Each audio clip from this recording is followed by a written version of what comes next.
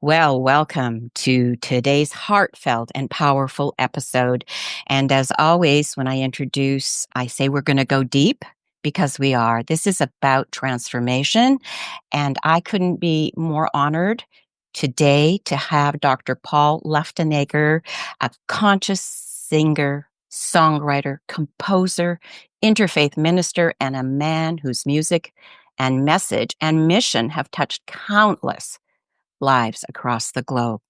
Dr. Paul is a pioneer in the genre of conscious healing music, a genre he's created to promote self-love, self-worth, and a deeper connection to the divine. It is an honor to have him, but behind his music, his accolades, and his global reach lies a deeply personal journey, a journey that includes profound loss and transformation through the loss of his father, an event that forever shaped his path and inspired his mission of healing and love. His story is one of resilience, overcoming pain, and finding purpose through music. He's used his own experience to help others find strength, hope, and healing, becoming a beacon of light for those navigating their darkest moments. As Dr. Paul prepares his 8th album, Spheres of Love, which is already receiving incredible praise, he's turned to his global fan base for support. And I can't say enough about supporting him. This album, funded by the people who believe in his work, will continue his mission of spreading divine love, frequencies, and healing around the world. This new body of work is already receiving incredible gratitude from around the world from thought leaders such as Bruce Lipton and others. Paul's music is being used in classrooms to help children understand the importance of self-love and self-kindness and compassion, as well as within adult healing groups and workshop centers around the world to realign the inner space with the source, God, creator, universe, consciousness. So today we dive deep into Dr. Paul's powerful journey of transformation, the healing power of his music, and the deep connection between personal pain and global healing. We will also explore how you can be part of this beautiful project and help bring his music to even more people who need it. So, without further ado, welcome, Dr. Paul. Thank you so much. That was really beautifully done too. Every time I'm on a different sort of platform, it's always lovely to see how people introduce the magnitude of that huge, gushing list that is quite humbling to hear. So thank you very much. You're very Well welcome. done. So deserving Well are done. you? Yeah. I was going to ask you, kicking it off with, the choice to become a minister. How did that come about? Well, this is sort of one of those things that I've noticed in my life is that it's kind of one of those things where at times things choose you that Right. you've often considered choosing yourself. Right. It was one of those moments where actually I was asked actually into a seminary, and I had wanted to find the right fit. And when I was a child, I actually wanted to be a priest. So I've always had sort of the call. And my message when I was younger was not a priest, not in the Catholic tradition. Right. And I was raised Catholic. However, the answer was always not this time, not that way. And, fast forwarding into, more current times, I was asked actually by the interfaith ministry sort of school that I'm part of, the new seminary. Mm-hmm. And it just sort of naturally happened. And it was during COVID, which allowed me the space and the time to do and to devote my studies. So it actually was perfect. Wow, that is fascinating. COVID has done so many incredible things. Yeah, well, It really has. So many people are so negative about it. And, a lot of people that I have interviewed have had their profound, I would almost say transformation, resurrection during COVID. yeah, it certainly slowed things down. I think Mhm. pros and cons, and there's certainly, Right. challenges and obviously lots of things around that. However, it definitely restructured your daily routines in such a way where we had time to do things that we maybe didn't think we had time to do otherwise in other times. So I totally agree though. Yeah. Yeah, for sure. Thank you for sharing that. I was wondering, with regards to your journey, and it's been deeply shaped by the loss of your father. So how has this experience influenced your work, and how did it transform this pain into a source of strength for yourself as well as others? Mhm. Well, so so just to kind of go back in terms of the timeline, just so my life is sort of divided into two parts, which I Right? always say before and after my father's suicide. And my father was 56 years old. It was right before his 57th birthday when this happened. Okay.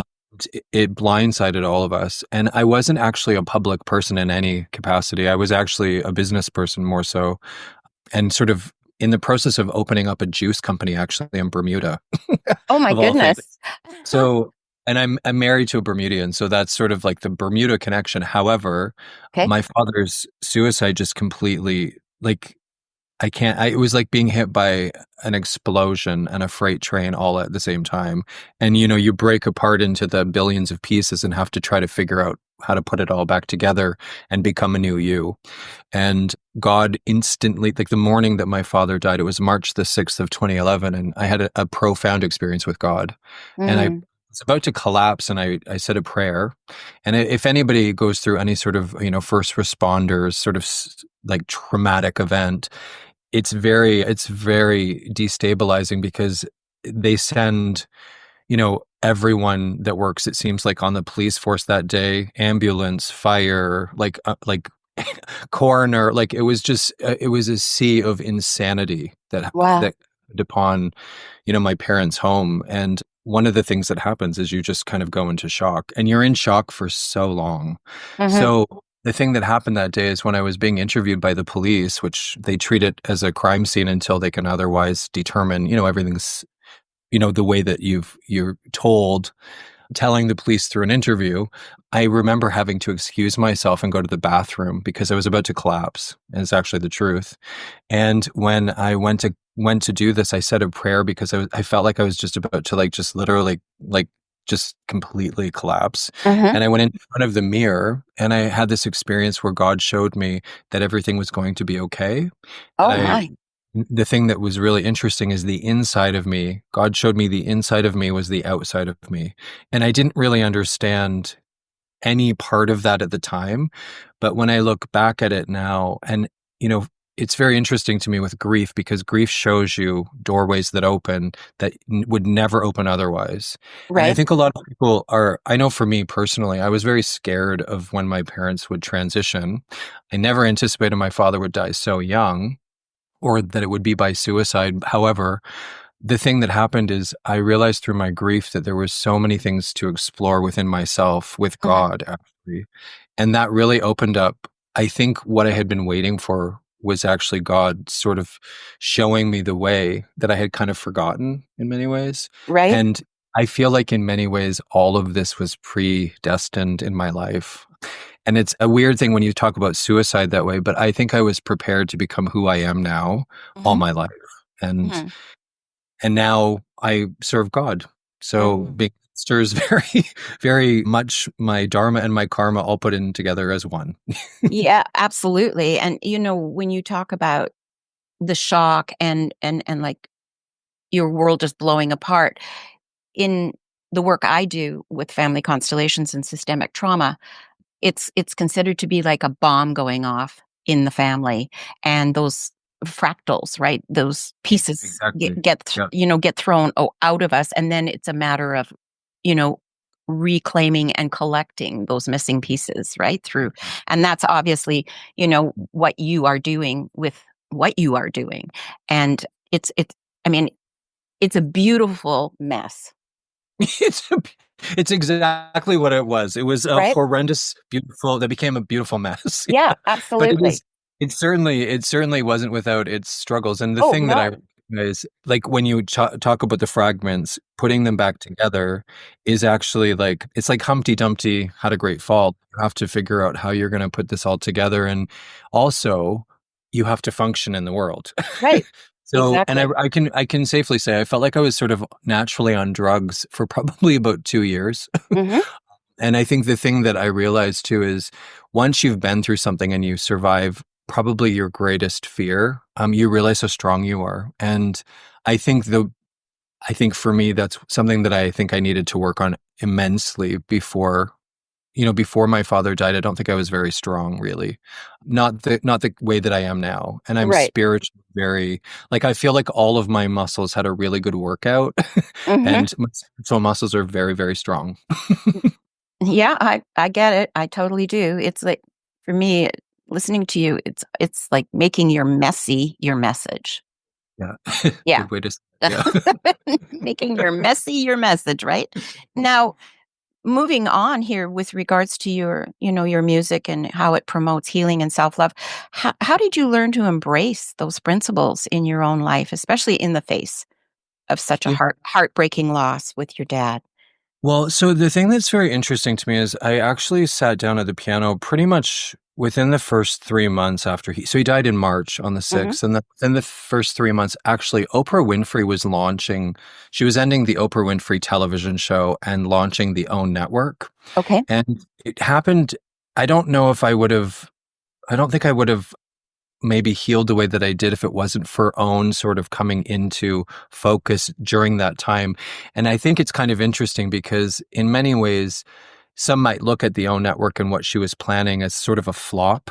However, for me, it was a really big moment because it was sort of like this focus came in with actually Dr. Maya Angelou, Right. hugely influential in my healing. And then also when and as the television series of that 25-year Oprah Winfrey television show ended, she launched that OWN in September. And all through that sort of process, it just sort of allowed me to focus in on actually self-wellness. And it was really, really powerful. So those messages sort of started to come through, I think naturally by what was going on, but they just seemed to sort of almost fuse with me. And that's actually kind of the how. Oh, okay. So you obviously had been a musician before, right? This, Yes, yes, right? yes, Yeah, yes. and then you sat So down more too after. yeah, it's kind of an interesting thing because again, there's that prepared being, preparation meeting the point of opportunity. Hmm. And the thing that happened for me is I was always sort of what would be considered a gifted child. I was noticed for my musical abilities when I was younger, and I ended up going to Catholic sort of specialized private slash public school that was focusing on the arts. So choir and orchestra program. It's called St. Mary's Choir and Orchestra Program in London, Ontario, in Canada. Okay. And I was asked to audition to be kind of a child that was accepted to that when I was in grade 5. So I was probably around 10. Wow. And I was accepted, and my mother actually made me go. That was actually the way that went down. I actually said no way to my mother, and she was like, "Oh, no, no, no, you're going." And she sort of, I went kicking and screaming, and then I actually fell in love with it within the first 2 weeks because it was just a natural.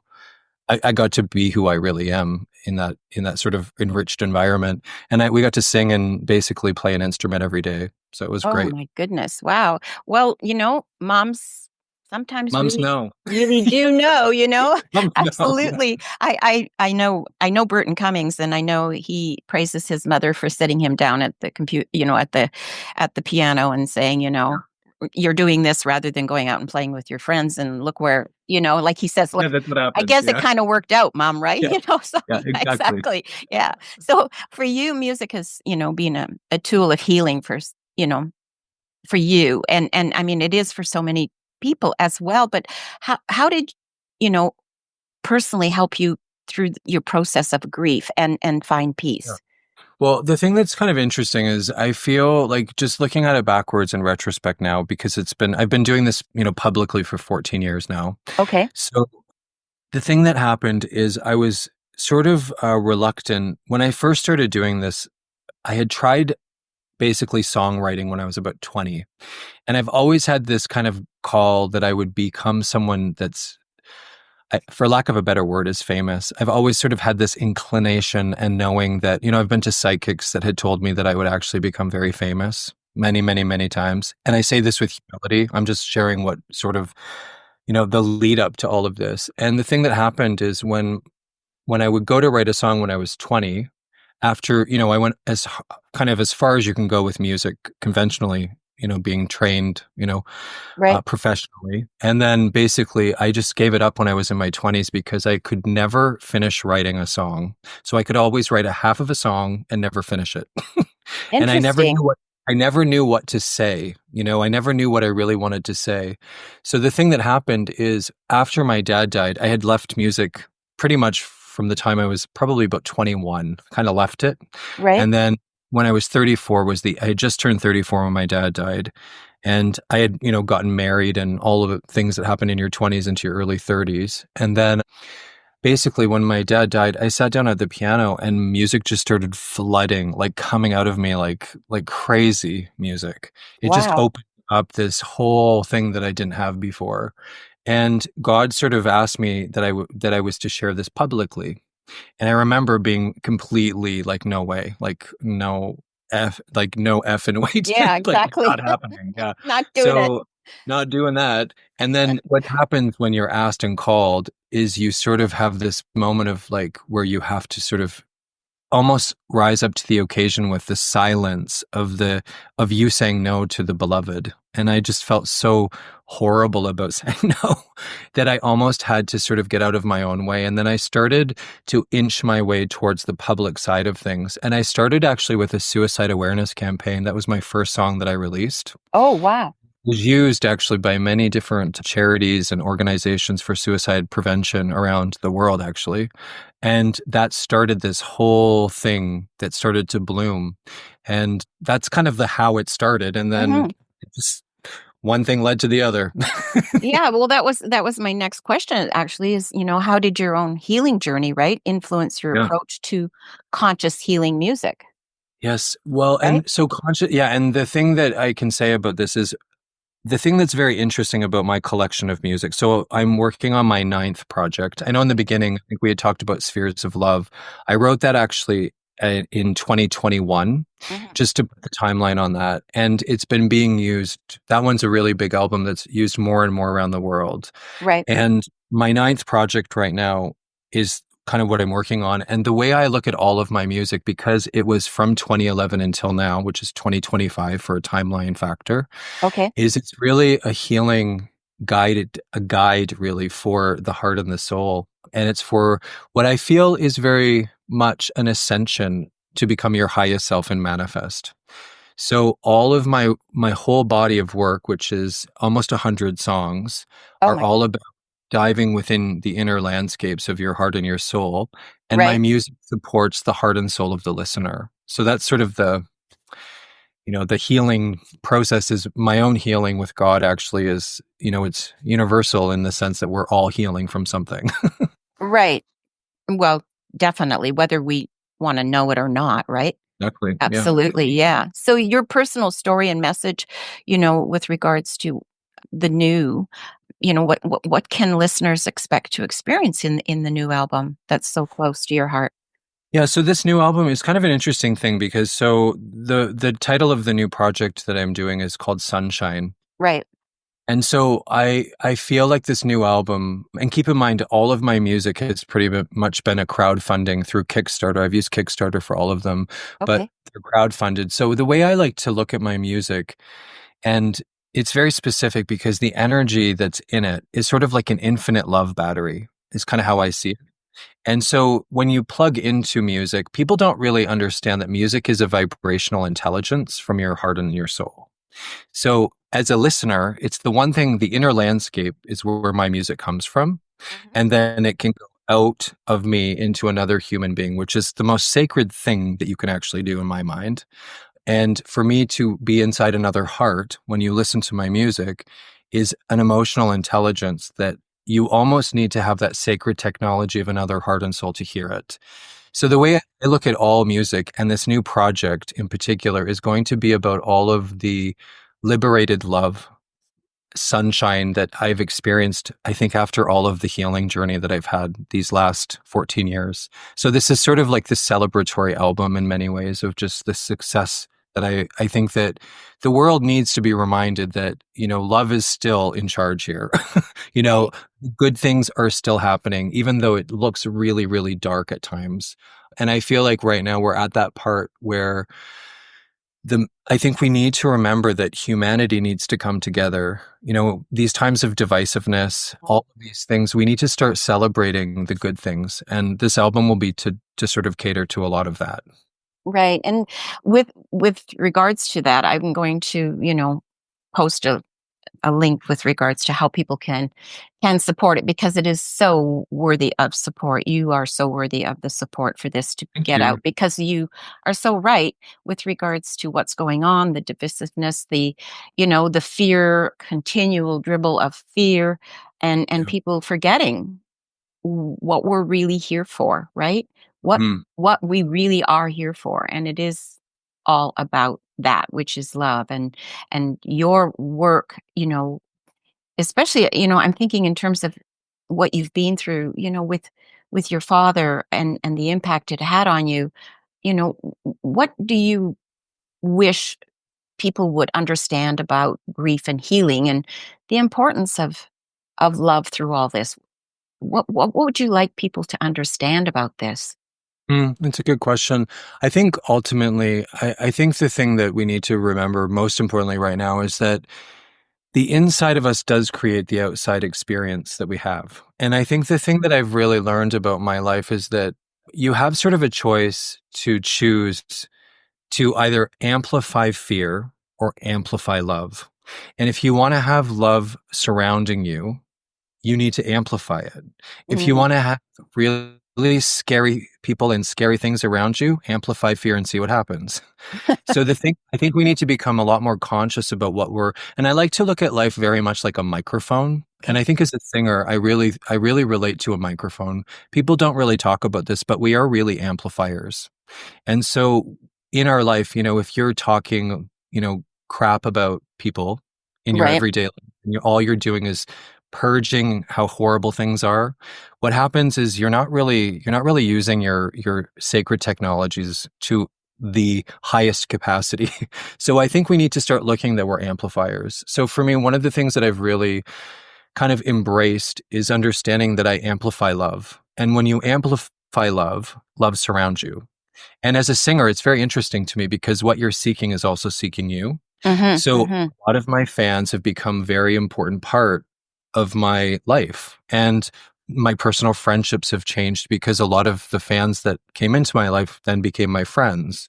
And it's very interesting if you start looking at life as an amplifier and being responsible for the energy you bring, Right. being responsible for the choices you make that surrounds you. And actually, when that happens, when you're not wearing a mask or, being a persona of some version of yourself, when you're really living from your heart, your relationships get better, your life gets better, and the people that are around you, in some ways, maybe even might reflect heaven back to you.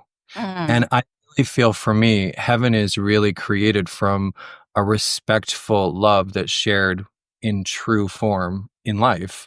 And I have to tell you, I experience the most incredible miracles all the time with the people that are surrounding me. And I think it's because I amplify love. And right. just imagine in the world if everyone started to be consciously aware of amplifying love or fear. And I think, it's not really some new thing that I'm talking about. I think that we've kind of known about this for a while, but I just don't think we really kind of put maybe the energy or the willingness behind it to do it properly. And I think you're doing it right now as well. So we're seeing the world really change by who's getting involved in love. And you create love, obviously. Look where we are right now. Right. Yeah. Well, it's fascinating how you came into my life. Dr. Bruce Lipton, I know him and brought him to Vancouver when I was living there to do Right. I workshops. forgot about the connection. Yeah. Yeah, and it's interesting because, it was through a newsletter that of his that I was reading where he was talking about you, right? And I went, Mm. my God bumps, the goosey Yeah. bumps came up on my Yeah. spidey sense, and I went, I just know you in some heartfelt way, and that's why I reached out. And here you are, with regards to your ministry, and I was on that path at one point. That's another whole story, but the fact of the matter is it is about that. It is about not being afraid to reach out, to Mhm. express more and share more about one like yourself to the audience, which is now, not just mine, but yours as well. And it's to share that love. And, what you just said about I love it, it's the microphone, right? And it's like a speaker and sharing that love and then, being in a sphere of that, right? Mhm, And exactly. it just radiates out. And yeah, exactly. We really do not have a middle road anymore. We are either love or fear. So Yeah, absolutely. And the other thing, I was just listening to a study being done, and I think it was called the Spain scale, and it's this new study. And one of the things that they've noticed is they sort of did this new test where they were basically looking at how the body responds energetically to different nuances like love, joy, peace, happiness, prosperity, those sorts of things. okay. And something that is really interesting is they didn't anticipate the most energy actually that was recorded and capable of being recorded came from authenticity. And I think what's really interesting is that you can tell when someone's not authentic, right? Right. Human beings are really, really good receivers of, maybe, like, let's call it a bullshit detector.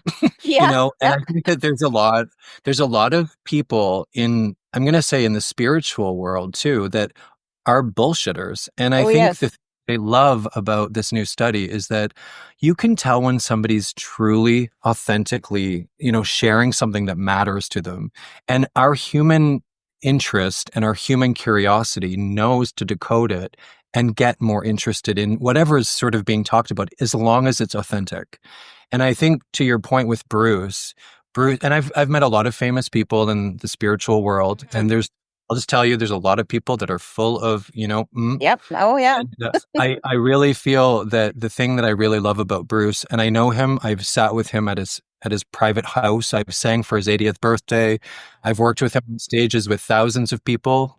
And I met him at the United Nations headquarters in New York City. That was in 2017. We were both invited to the headquarters of the UN to do something for the International Day of Yoga Committee at the UN. Big Oh mouthful. wow. Yeah. And we shared the stage, and we both fell in love with each other because of our authenticity, for our passion to help the world and humanity.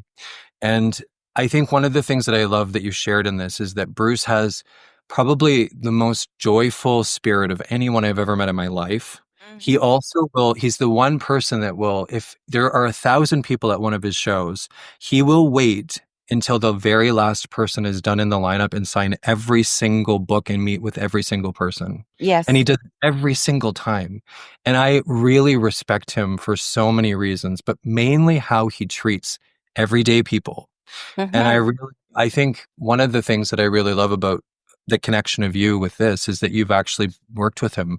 That's very powerful. And I Yeah. truly love that you did that. Well, yeah, he shifted my world Yeah. big time. Just and it was like, wow, and I was privileged and honored and humbled to have him, Yeah. come and do what he did. And yeah, he's going to actually be on my podcast down the road when he's got a little bit more, he's working on other projects, as you know. So Yes.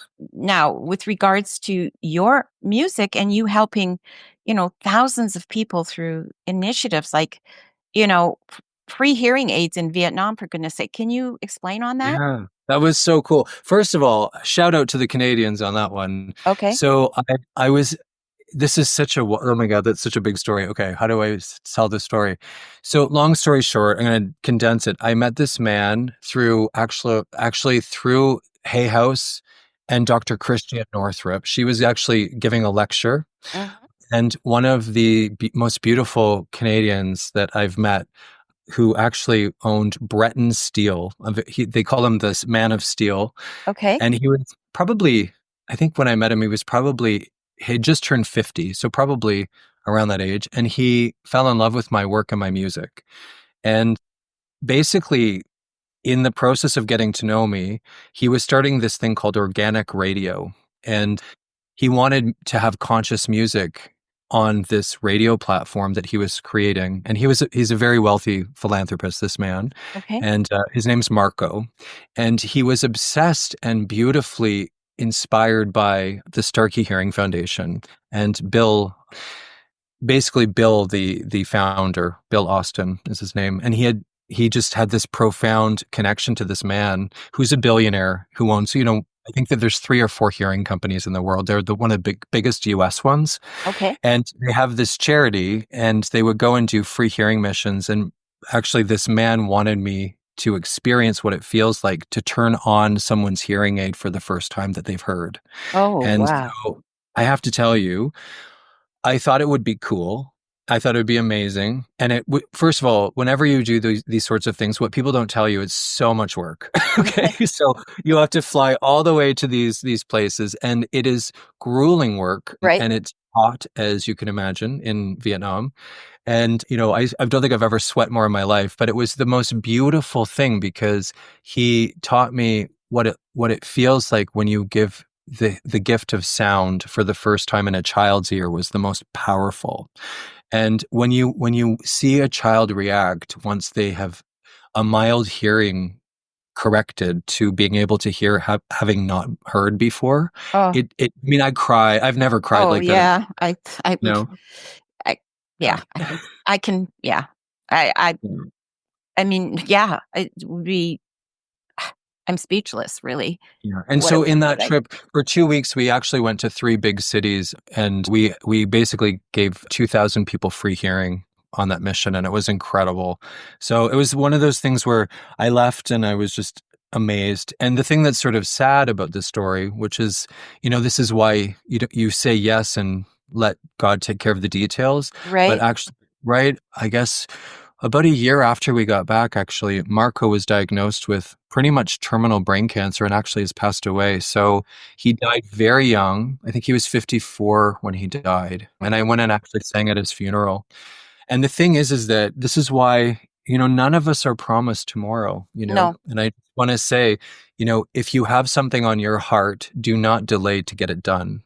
Start working toward it. And I think just one of the things that I've learned in my life is, just say yes and let God sometimes do all the heavy lifting, but just say Hmm. yes, figure out the details. Hmm. Yeah, it's so true, what you say. I always start and end my day with, God, show me the way. Yeah. because Me too. because I don't know, I don't know. I'm just here, God, and use me and show me the way, right? So, Mm. with Paul, with balancing your personal pain and with such profound acts of kindness and service to others, how do you do it? Yeah. How do Well, you that's, do it? I think, like anything, it's one of the things that is really, I've been reflecting a lot about I'm writing a book right now. So I'm kind of going Mhm. through old stories. And one of the things that I think I realize more and more the older I get. So I am gay. So I think one of the things that I just want to talk about is that, when I was born, it was 1977, just to Okay. give you and it was the thick of the AIDS epidemic. The start of it really was in the late 70s into the early 80s. Right. And I remember when I was a kid, I grew up basically in the context of, if you were gay, it was a life sentence that you thought you would be dead by the time you were 30 is kind of what they told us, Oh. and when I look at that now, I kind of am shocked that that was my childhood. But I think the thing that I realize more and more about one of the things that happened as a result of that is Mhm. it made me very resilient on one thing, which was self-love. And I think that self-love is the great and self-compassion actually, but Right. it's one of the greatest things you can actually do to enable yourself to heal. And I think that when you truly start liking and loving yourself, and I don't mean like the egoic kind of love. I mean like genuinely having a a compassion for the things that have been hard in your life and for you loving your way through it. I actually think that your life changes because you start to treat yourself with respect, and you start to put parameters around what you'll accept and tolerate and what you won't. And I think that when you start doing that and identifying and mapping that out, you actually are able to help more people. And when you serve others, first you have to serve yourself, I think, with self love. But then Mhm. when you serve other people, that actually becomes part of your healing, and your joy starts to rise up again. And if anybody's ever been through trauma, I think the saddest part about it is that you kind of lose your joy. Oh, And absolutely. Yeah. The thing that Absolutely. I really felt like after my dad died is I lost, and I don't think you'll ever be quite the way that that joy was before, but you have to find a new joy. And the new joy for me is something that I'm really interested in exploring when you serve other people. And that joy is almost like it's the only thing as close to the old joy that I can get to. Hmm. So Hmm. I sort of look at my own healing and helping other people as sort of my whole journey. And that's the how. And that's the how. Yeah. So with, with your global experience and, performing at the UN and working with adults and children and all these healing groups, etc. How do you think your music and message can help the world during times of collective suffering and crisis, which is what we are in now? It is a collective Yeah. trauma bond that we are in. Whether people want to admit it or not, they are being affected. I mean, and 100%. this is not about being negative. This is if a person is from another country, their family immigrated like mine did from Poland, and the things that went on there at the time they were, young, and then coming to Canada, it's in my DNA. And Oops. and so now with what's going on, it's like it's kind of a little stir in the pot. It's stirring up the DNA because it remembers Of from course. Yeah. the ancestral lineage of that of which was going on then. So it is recreating some of the traumas from that, but it's also stirring up new ones. So, with all that's going on, how do you think your music is and message is going to help the world during times of this suffering? How is it going to do it? I believe it is, but how do you? So the thing that, that's a really excellent point that you've brought up. And I think it's one that so in order to, I always like to go to one sort of point whenever you're Mhm. looking at to heal anything, Right? you have to know, first of all, you have to feel it to heal it is sort of, the old adage, right? And I think the thing that a lot of people are is I think people are in denial and what we do is we bright light. So, and I say this because I know that's actually something that I have done is it's called bright lighting something, which means that we basically want to bypass the pain and or the suffering because we just want to focus on the good and forget about the other. Right. And this is not always the best scenario because what we're doing is we're not really going to have the ultimate like whole healing because we're not really willing to go into look at what you just talked about. And the thing is that all of us, I mean, in these countries that, America and Canada, just as an example, all of us are not indigenous to these lands. No. We came in through settlements. And the other thing in that is that we, the history of like, from slavery of the black slave sort of story, it's a horrible story that needs reconciliation Mhm. and we can't bypass what we did, and these are all coming to the surface to be reconciled right now. And our world is in Right. trigger right now. Right. And what's happening is these politicians are coming in and stirring the pot and Mhm. evoke all of these really, really brutal truths. And if you think in politics, one of the things that you have to remember is it's divide and conquer. Right. This is their model. This is not mine. Yep. Okay, so we are the almost like the countermeasure that goes, well, wait a minute, stop. Let's not live in a trigger. Let's stop that. Settle into our breath, go inside our heart, know that we're safe. And in Louise, this is where Louise's work with affirmations is very Mhm. powerful. So, in the infinity of life where I am, all is perfect, whole, and complete. I am safe. It's only change. I am safe. It's only change. So I think we need to start by like being the parent to us now, like the almost calming of the inner scared child. And then we to get to a place where we are calm inside of ourselves to make the best decision in every moment. So I think like in all of this, music is a great accelerator of this. You know, the reason why a parent or, a mother or father sings to their child is to soothe them when they feel unsafe. Mhm. So I think we need to remember what music is music is a soothing, divine, sacred, very, very old technology, by the way. We are Yes. vibrations. They've been singing to children forever, we need to remember that sometimes it can be as simple as just taking 3 minutes and calming down, you know? And that's where music kind of comes in, is if it's almost like a toolbox. And if you have a few songs that really settle you, you can, Hmm. I always like to remind people when they listen to a calming song or music is you can close your eyes, you shut off one sense, and you can just settle into your heart again. Take a deeper breath and not be in that fight or flight state of mind. And then you can make a better decision. Mm. So I think it starts with just understanding, what is music and Right. what can it do for the physiological part of the body. The only time the whole brain lights up is when we listen to music. Hmm. We want to look at the left and the right hemisphere and all of the workings of the brain with music. And I think people have dumbed down what that is, but it's a big deal, you know? Oh, huge. Huge. Absolutely huge. Music has, yeah, it has been my go-to, my must-have for a very Yeah. long time, and myself, like you, with regards to the loss of a parent. My mom passed away at, when she was 41, I was 14, and Mhm. yeah, it It's was my very young. it was my Right? go-to. It absolutely was, and I still have moments of those songs that I played over and Mhm. over and over again that I still listen to inside, right? And with my grandchildren too, music has been Huge. huge, absolutely. And speaking of music, your new album, the Sunshine, right? Album being currently funded by your devoted fans. How important is this community support to you? And Oh my God. what does it mean to have a fan base so passionate about your work Mhm. and mission?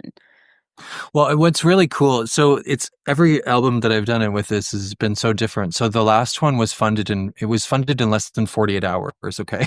Oh my So I had goodness. one person actually that he was having miracles in Russia actually, and sent me the entire amount of money that I needed to record the last project. So Spheres of Love was like really fast.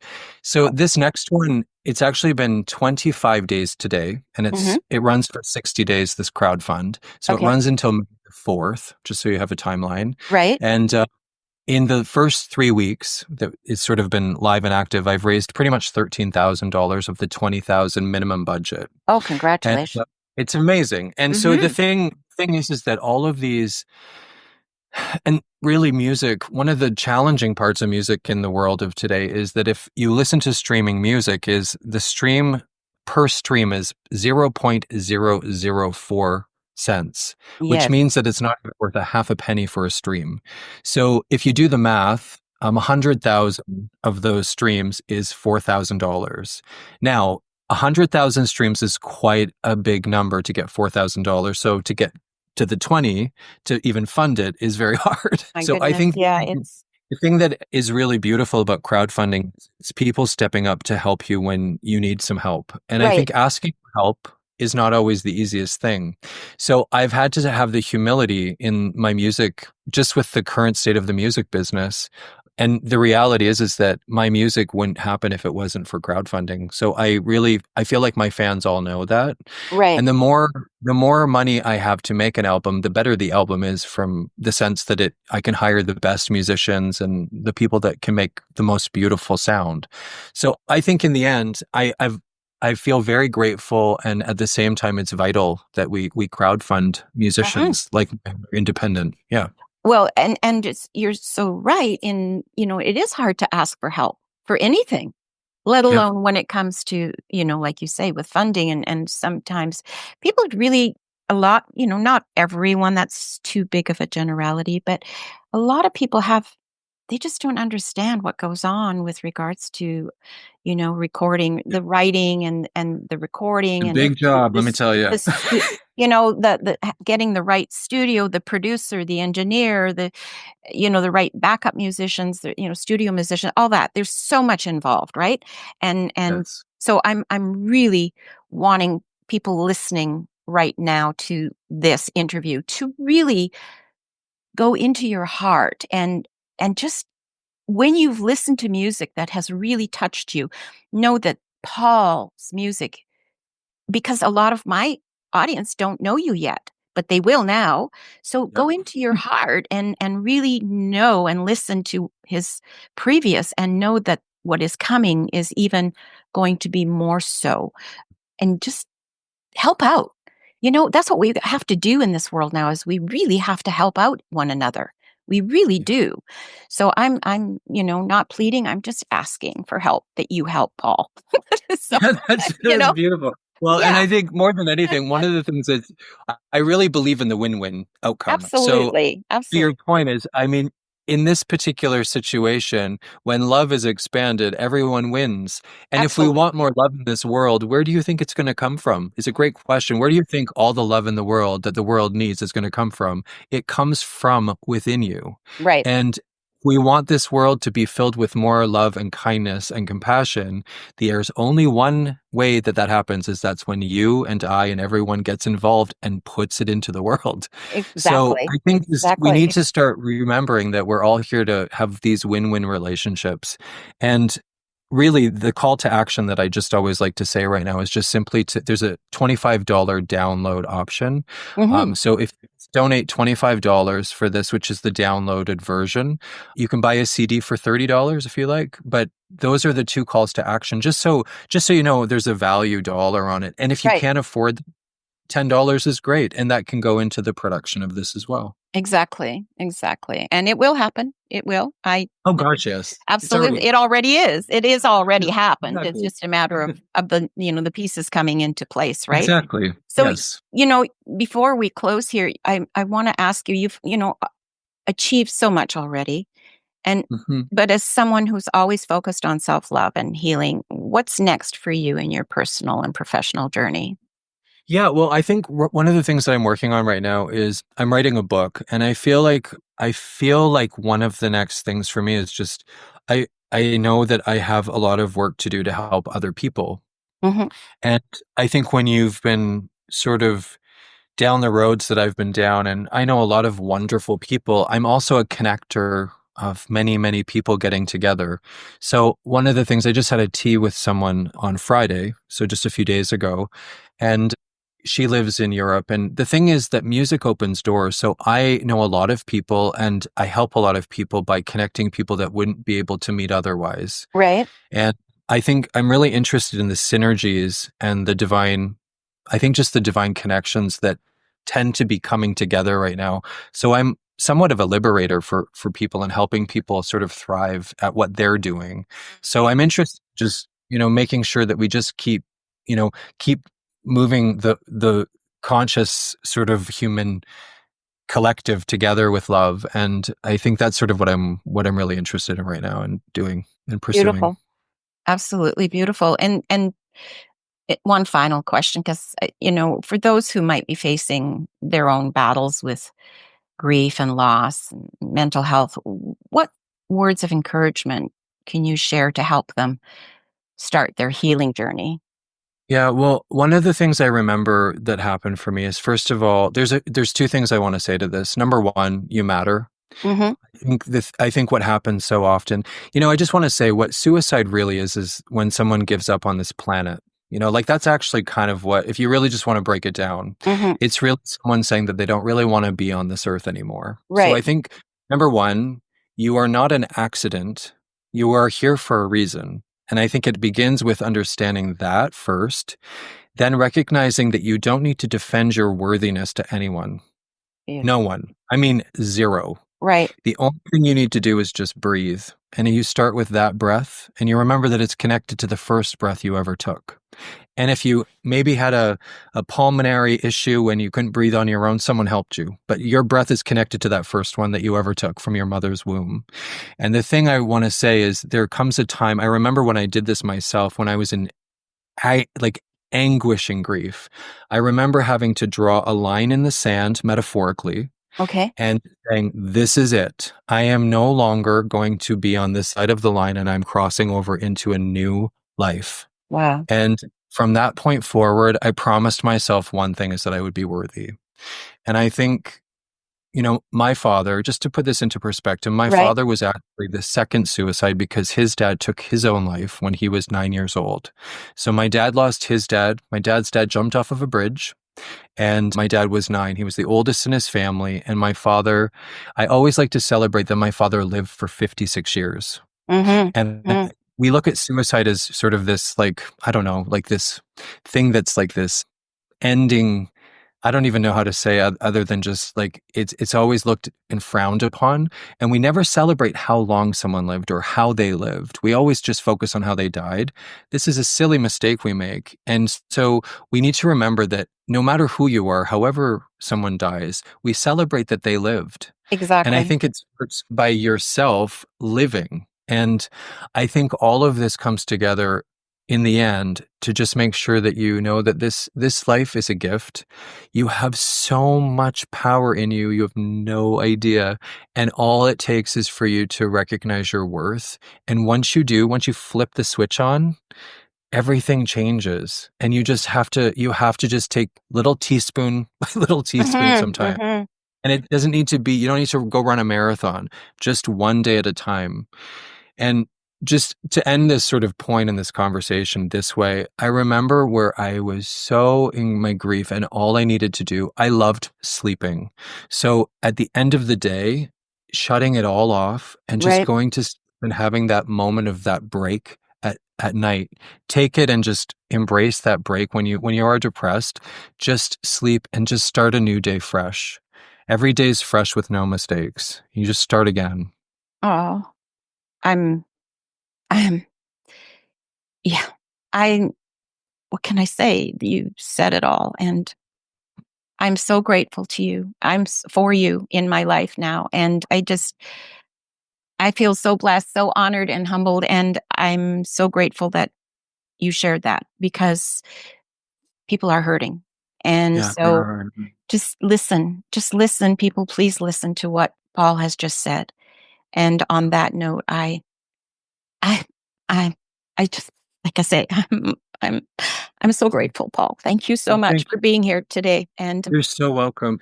And the other thing too is before we just finish this off too, I just want to invite people too. So one of the things that I love about music is it creates community. Mm. So, you know, we both have beautiful communities and don't be a stranger. Reach out to me on Facebook or Instagram. I have a very active, you know, my favorite thing is when people become friends in my communities. And I've seen it so many times where friends, because they get talking to each other on Facebook or whatever, they become friends and then they form this whole relationship. yeah, So I think just to remember that we have communities. That's what we do, right? right. So just to reach out to either of us and be a part of our communities and, you know, expand your Absolutely. love that way, you know? Absolutely. To know that you are not alone.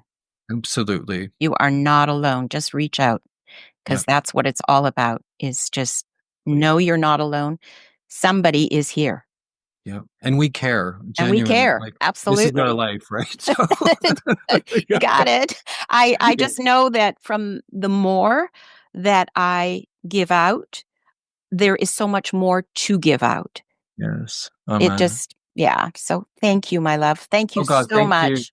I can't wait to release this tonight and so excited, so excited. So thank you, Paul, and we will continue another Okay. time. All right. Blessings. Beautiful. To be continued. Blessings. Yes, to be continued. Okay.